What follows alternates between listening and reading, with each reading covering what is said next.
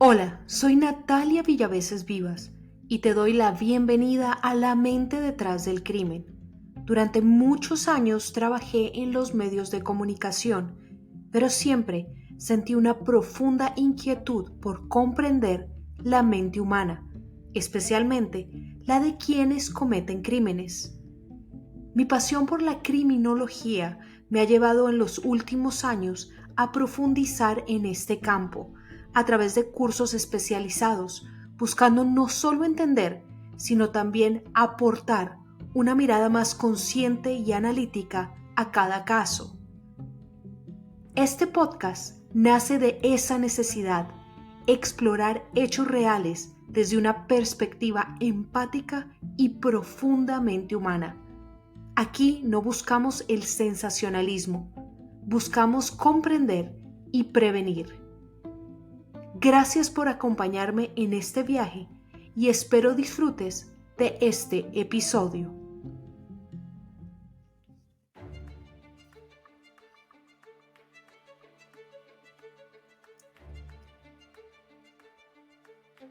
Una llamada frenética al 911, una inusual nota de rescate, una escena del crimen contaminada. ¿Qué pasó esa noche de Navidad de 1996? ¿Quién se esconde detrás del misterio en la casa Ramsey? Hoy desglosaremos uno de los casos más trágicos y desconcertantes de la historia criminal, el asesinato de JonBenét Ramsey. Esto es La mente detrás del crimen.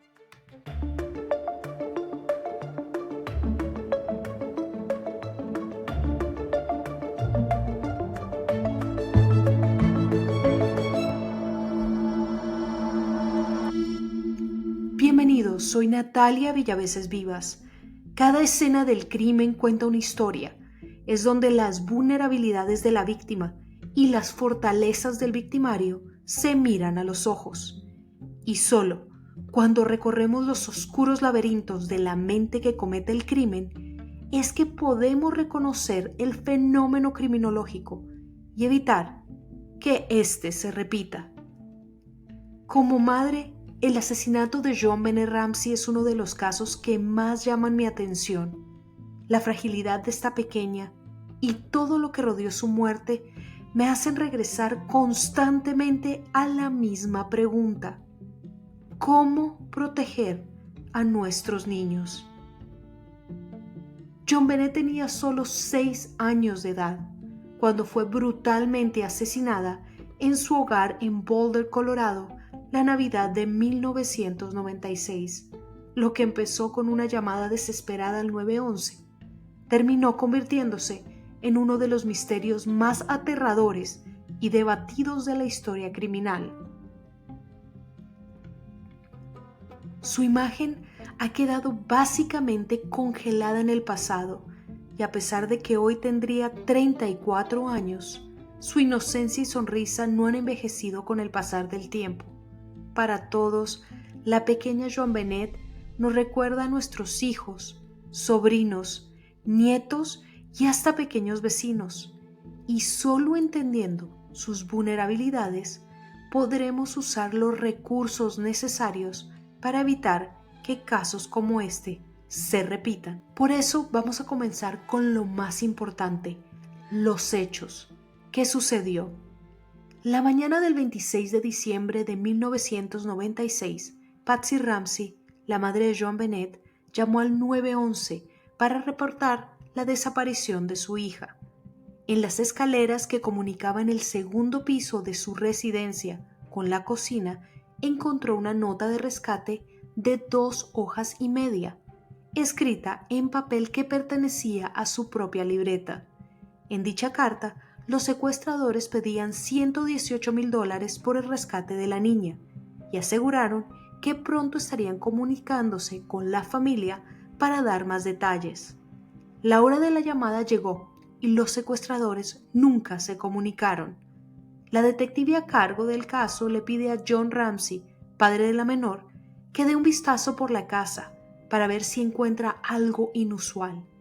El padre de JonBenét, en compañía de un amigo, se dirigen al sótano y tras una puerta que el Departamento de Policía de Boulder no abrió durante su recorrido inicial por la residencia, John encontró el cuerpo sin vida de su hija. El caos que siguió a este descubrimiento comprometió la escena del crimen.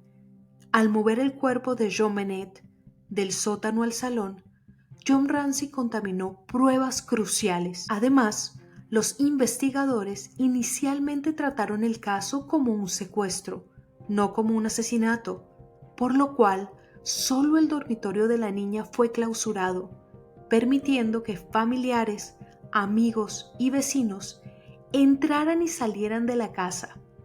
Esto dejó la escena del crimen comprometida desde el principio e impidió que las pruebas recuperadas ese día y los días siguientes arrojaran respuestas claras. Por años, las sospechas recayeron sobre la familia Ramsey, incluidos los padres y hasta su hermano Burke. Pero con el tiempo, una teoría comenzó a tomar mucha fuerza. ¿Podría un intruso haber cometido este horrible crimen? La inclusión de detectives expertos en casos de asesinatos, como el reconocido Louis Smith, quien introdujo la posibilidad de que un intruso entró a la casa y cometió este horrible crimen, cobró mucha fuerza. Smith dedicó su vida a este caso y su familia actualmente continúa el trabajo que él realizó. Y es que las observaciones de este detective y el grupo de expertos que él trajo a investigar el caso permitieron enfocarse en los hechos claros, específicamente la escena del crimen, para así determinar características importantes sobre el posible asesino, su modus operandi y el ADN recolectado en el cuerpo de la pequeña. Aunque este caso no se ha resuelto, las observaciones de Smith se concentran en la escena del crimen, en el por qué y en el cómo se realizó este acto. Así que vamos a darle un vistazo a los detalles. El primer elemento que más claridad aporta sobre la naturaleza del asesino es el garrote encontrado alrededor del cuello de JonBenét. Un garrote es un instrumento que le permite al victimario tener control total de la víctima mientras es estrangulada. Este garrote fue construido con elementos encontrados en la casa. Una brocha de pintura que pertenecía a la madre de JonBenét fue cortada en 3 pedazos. 2 de estos fueron recuperados en la escena del crimen, pero el tercero nunca apareció. Se sugiere que uno de los pedazos que no estaban atados a la soga fueron utilizados para molestar íntimamente a la pequeña.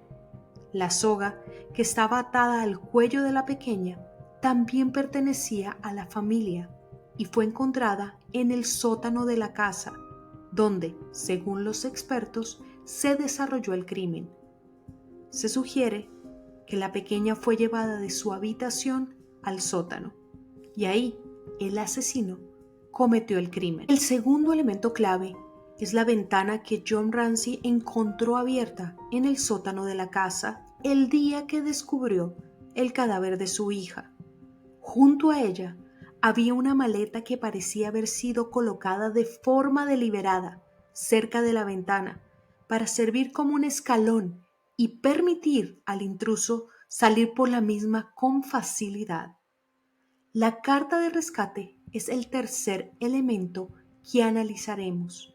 Estaba escrita en 2 hojas y media de papel, lo cual resulta extremadamente atípico.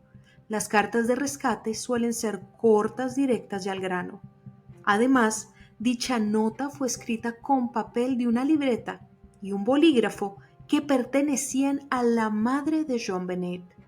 Esto sugiere que el asesino se sentía cómodo dentro de la casa, con tiempo suficiente para escribir la carta y hasta regresar los objetos a su lugar correspondiente. Los perfiles criminológicos elaborados por expertos del FBI y otros profesionales sugieren que el crimen fue cometido por un hombre de entre 30 y 50 años, porque la edad, por el nivel de planeación ejecutado durante el crimen, habla de cierta madurez y conocimiento del entorno.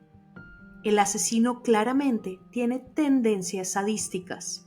El uso del garrote es instrumental para llegar a esta conclusión. Se puede deducir que el sujeto tenía antecedentes de conductas antisociales y posiblemente delitos de tipo sexual, ya que su satisfacción claramente proviene de hacer daño. Era alguien que conocía a la familia o había observado sus rutinas con detenimiento. Este individuo se sentía cómodo dentro de la casa y sabía cómo moverse por ella con total seguridad. Aunque no era un criminal sofisticado, ya que utilizó elementos que habían en la casa para cometer su crimen, pues asesinos más sofisticados por lo general usan elementos muy específicos. En muchos casos, ellos mismos los construyen y llevan con ellos a la escena del crimen. Su conocimiento del entorno es un indicativo importante. La persona que cometió el crimen supo cómo cometerlo sin ser detectado. Conocía la residencia y las rutinas de la familia.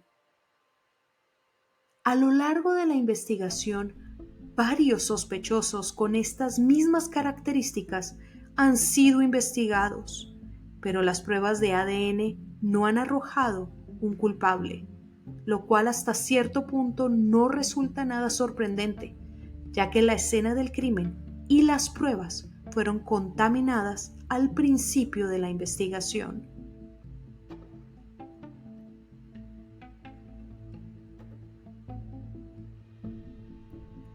John Ramsey sigue buscando respuestas, pidiendo al Departamento de Policía de Boulder que reanude la investigación y someta el ADN recolectado a bancos genéticos más actuales. En una de sus últimas entrevistas, John habló de cómo hubiese querido proteger a su hija. Aunque nadie puede imaginarse que algo tan terrible le suceda a un ser querido, este caso nos deja valiosas lecciones sobre las vulnerabilidades de nuestros niños y de cualquier familiar en general. Y justamente en reconocer dichas vulnerabilidades y entender cuáles son nuestros puntos débiles es el primer paso en tomar medidas necesarias para impedir que este tipo de crímenes puedan suceder en nuestro entorno. Una de las grandes vulnerabilidades de JonBenét era que ella hacía parte del mundo de los certámenes de belleza infantil, lo que la mantenía constantemente en el ojo público. Esto pudo haber atraído miradas malintencionadas.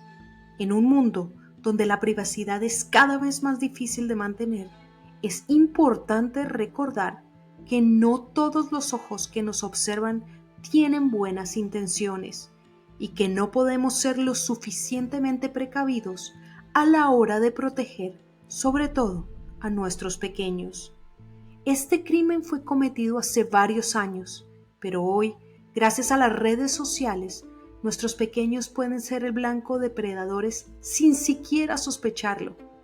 Por ello, evitar divulgar información personal como el día de su cumpleaños y fechas importantes, el colegio al que van, sus horarios, actividades extracurriculares y rutinas es un escudo de protección. No poner fotos de nuestros hijos en redes sociales y asegurarnos que videojuegos y el uso del Internet sean monitoreados por un adulto es fundamental. Otra de las vulnerabilidades es que la casa de los Ramsey tenía un sistema de alarma, pero no estaba armado esa noche. Si el sistema hubiese estado activado, podría haber proporcionado una capa adicional de protección. La casa también tenía varios puntos de entrada que no estaban asegurados, como la famosa ventana en el sótano que John Ramsey encontró abierta cuando descubrió el cadáver de su hija.